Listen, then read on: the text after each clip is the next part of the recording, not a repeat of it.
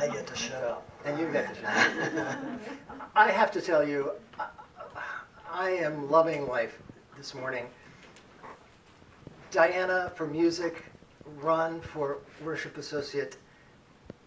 It's an amazing day, and I am so grateful that to have you folks with me, and so grateful to see so many beautiful, loving, wonderful faces this morning. So thank you all for being here and making my morning absolutely wonderful.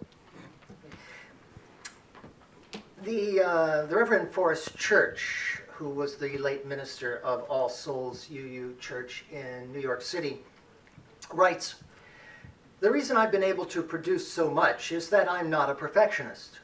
I'm an imperfectionist.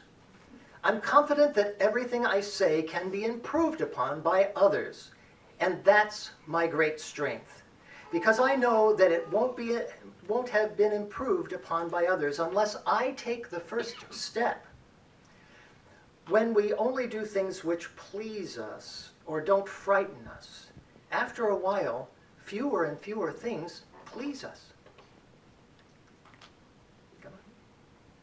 Get it? There we are. Technology. Over time, our circle of options diminishes until we are prisoners in gardens of our own making. The more decisions you make in life, the more times you act, the more certain it is that you will be wrong. To be fulfilled, we need to recognize, all of us, that the world doesn't owe us a living. Rather, we owe the world a living. We must somehow learn to give ourselves away. I have to tell you, gift giving fills me with anxiety.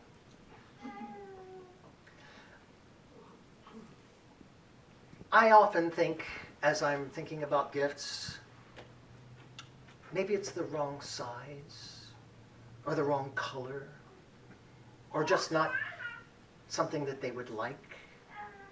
Or maybe it'll be perceived as a hint that they're too fat, or too skinny, or too flabby, or they smell bad, or, and then it just kind of continues on and on and on. And that does make it all about me, doesn't it? In our reading this morning, our little friend there, she was completely distressed because she didn't get the right purse. It was a purse, but it wasn't the right one. Whoever was buying the gifts missed the mark. She was very specific, at least in her own mind, but really she probably didn't let them know. And then, which ended up with tears on the pillow. Oh, woe is me. So pathetic. Poor baby. Now, we're adults. We don't respond that way. No. Okay, maybe we do. We're going to be gracious about it. Thank you. Thank you very much. May I have the receipt, please? Or you put it in a closet, in the back of the closet, and wait for the next garage sale. Or the white elephant sale. It's no wonder that gift cards and impersonal cash have become so popular. We don't know what to give people. Gift giving can be treacherous. There's so much at stake, isn't there? And it's not really only about gift giving, is it? More broadly, it's about perfectionism. We want it to be perfect. We want our lives to be perfect. We want everything to be perfect. Unfortunately, it's not. Last week, I shared with one of the children here that, in fact, although I absolutely want my Sunday morning sermons to be perfect, they're usually not. And I have some performance anxiety every single Sunday. The child was not impressed, but I thought it was important that they hear that from an adult. And the higher the stakes, of course, the greater the anxiety, isn't it? One of the examples that always comes to mind for me are weddings. Now, you know, I do a lot of weddings because I enjoy doing weddings and because I'm a minister. But you also know that we don't have set rituals for for anything, and at all. And so when I do a wedding, I interview the couple and I ask them some questions, and I'm very specific about writing the wedding for their particular uniqueness and their desires. Now, and so what ends up happening is at the rehearsal, I have this speech that I always give. It is my rehearsal speech. I always tell the wedding party, no one has ever seen this particular wedding before. And so whatever happens is exactly what's supposed to happen. At our daughter's wedding, we had this lovely trellis that we made, and in the middle of the wedding, a spider comes down from the trellis. Our minister, very cool person. She was just like amazing. She goes, "Yes, that is a spider," and continued with the wedding. Now, had she not been very cool about it, or if everyone else had not been cool about it, that could have ruined the wedding. And yet it didn't. Because in fact, we recognize that we want it to be perfect, but it isn't. It never is. Because perfect does not mean flawless.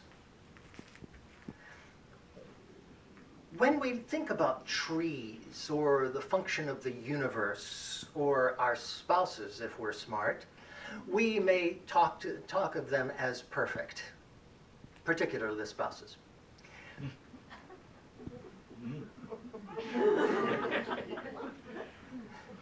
But it's not because of their flaws, or lack of flaws.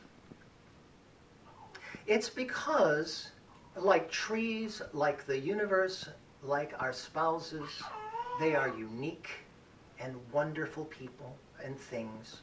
They're part of creation, of which we also are a part. We don't expect trees to be exactly the same.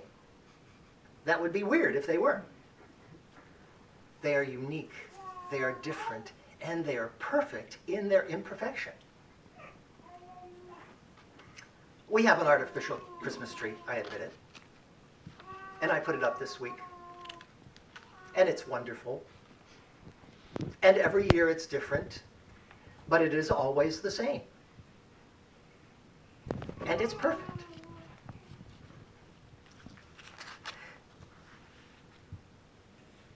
If we end up,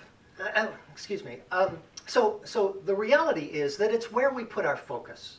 It's not really whether or not this thing that we're considering is perfect, because if you're looking at flawless, it's not going to be perfect. But where do we put our focus? What do we pay attention to? If we get down in the minutiae, if we get bogged down in the minutiae, if we get bogged down in our own stuff, we're going to have some performance anxiety. It's not going to be perfect. We're going to be pointing out the wrong things. We're going to be pointing out what's wrong rather than what's right. And I think that really, in order to make this world work, we have to look at what's right rather than what's wrong.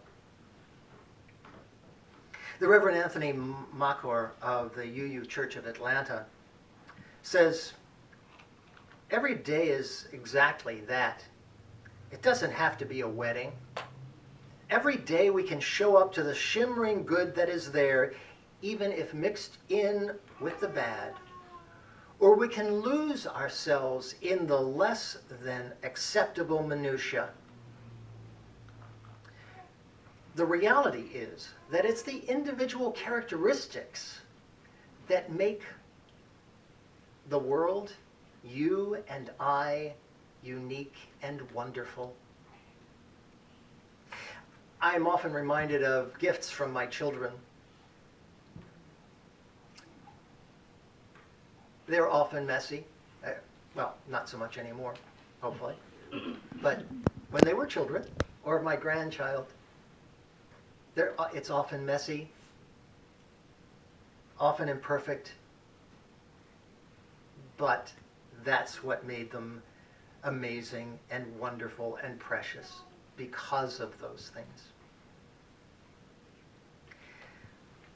Sometimes, when we only see the imperfections, we end up undervaluing our own contributions. There's a great story that I read about Paul Cézanne, the artist. For 35 years, the man painted, and he just gave away his paintings to neighbors, to anybody who would take them. And finally, after 35 years, a Paris art dealer saw his work and put together an exhibition. Cézanne attended this exhibition it was very late in his life, and he was on the arm of his son. And he said, "Look, they framed them." These masterpieces. Somebody recognized that they were masterpieces. Somebody other than the artist himself. Often we judge our own gifts far too harshly. I have to admit, I certainly do. I would like to become one of church's imperfectionists. And I love the idea that perfect simply means our best, that we do our best, and that others get to add to it. It is humbling, I think, that our mediocrity allows others creativity. It is a gift that we can give one another to be mediocre. But it does point out our interconnectedness, that we all are part of each other. We don't live in a vacuum, do we? All too often, I have to tell you, I get in my own way. I'm sure you do too. Our own insecurities lead us to inaction, or worse. Not only do we stumble over our own feet, we fall on our own swords. Someone, a very wise woman whom I've lived with for a long time, who shall remain nameless, says, "Done is better than perfect." And she's so right. It gets to a point where you just have to be done.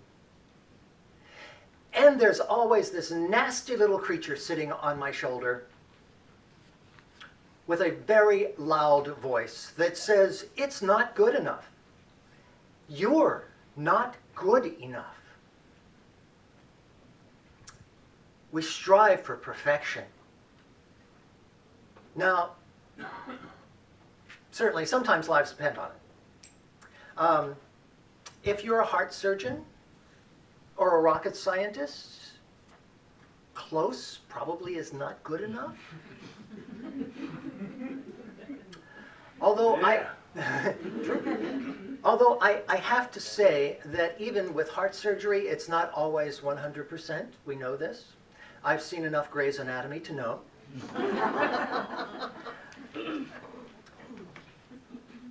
But we strive for perfection, don't we? We should. The truth is, though, that we are good enough. We're not perfect, but we're good enough. And of course, that's a two-way street. There's both the giving part and the receiving part. The Reverend Megan Lyons of the UU Church of Medford, Massachusetts, relates this story from the Muslim tradition. She says, one afternoon, Nasruddin and his friend were sitting in a cafe drinking tea and talking about life and love. How come you never got married, Nasruddin asked his friend at one point. Well, Nasruddin said, to tell you the truth, I spent my youth looking for the perfect woman. In Cairo, I met a beautiful and intelligent woman with eyes like dark olives, but she was unkind. Then in Baghdad, I met a woman who was a wonderful and generous soul, but we had no interest in common. One woman after another would seem just right, but there would always be something missing. Then one day, I met her. She was beautiful and intelligent, generous and kind. We had everything in common. In fact, she was perfect. Well, said Nasruddin's friend, what happened? Why didn't you marry her? Nasruddin sipped his tea reflectively and said, well, it's a sad thing. Seems she was looking for the perfect man. Yeah.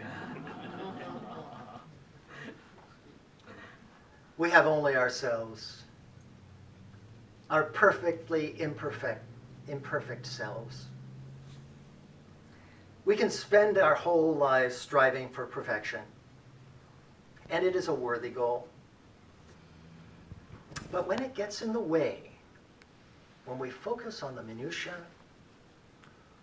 or what's wrong rather than living our lives, if it stops us from achieving even our most modest goals, if we give up or don't even start because we can't do it perfectly, this does not serve us well.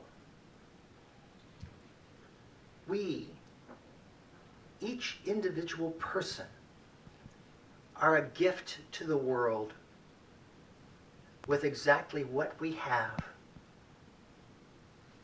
and all that we have. And hopefully, that's enough. And on the other side of that coin, accepting others, as Forrest Church pointed out in that reading earlier, if we give of our imperfect selves, we're giving others an additional gift. We're giving them the opportunity to make what we've done better. We've given them an opportunity to stretch their wings, to be present for us in support and encouragement. My prayer is that each of us recognizes the gifts we are for each other. And maybe on a really good day, when we give gifts of ourselves and the gift of presence from others, we're able to see it for what it is. Maybe it's not the purse that we wanted, but it's what we needed. May we attend with mindfulness, generosity, and compassion to all the imperfect, the perfectly imperfects in life. May we live fully in flawed and all too human moments. And in the end, may we give our perfectly imperfect selves away. Amen.